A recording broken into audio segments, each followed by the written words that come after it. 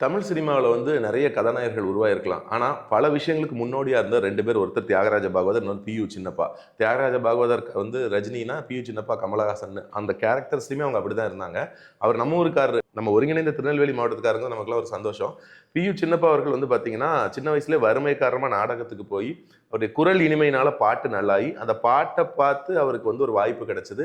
19 வயசுல 1936ல சந்திரகாந்தா படத்தில் Jupiter pictures சார்பாக அவர் அறிமுகப்படுத்தினாங்க.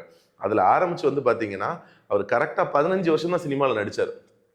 15 வருஷத்துலேயே அவர் 25 படம் தான் நடித்தார்.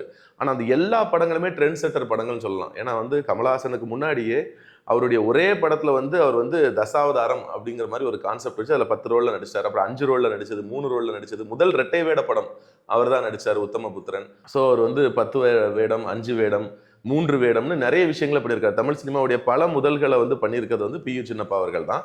அது மட்டும் இல்லை, அவருடைய ஸ்பெஷல் அப்படின்னு சொல்லணும்னு வந்து பார்த்தீங்கன்னா, அவர் ரொம்ப வேகமாக வந்து நடிப்பார். அவருடைய செயல்பாடு எல்லாமே வேகமாக இருக்குமா.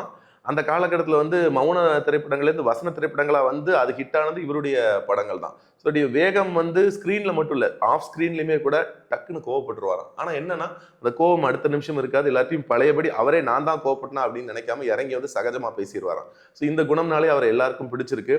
அவர் இறந்ததுக்கு அப்புறமும் அவருடைய ஒரு சில படங்கள் வெளியாச்சு. ஆனால் 1949ஓட அவருடைய எரா வந்து முடிஞ்சிருச்சு. அவருடைய மரணத்திற்கு பிறகு 1951 ஒரு படம் வந்து வந்துச்சு. ஆனால் பியு சின்னப்பா அப்படின்னா இன்னைக்கும் வந்து அவரை உதாரணமாக சொல்றாங்க. அவருடைய வாழ்க்கை வரலாற சங்கரதாஸ் சுவாமிகள்கிட்ட ஒரு நாடக நடிகராக நடிச்ச அந்த காலகட்டத்தை தான் வந்து காவிய தலைவன் படமா எடுத்தாங்க. அதில் அவருக்கு இருந்த ஒரு காதலையும் வந்து அழகா காட்டியிருந்தாங்க. ஸோ சின்னப்பா அவர்கள் பற்றி சொல்றதுக்கு நிறைய விஷயங்கள் இருக்கு. வரும் காலங்களில் அதை பற்றி பேசுவோம்.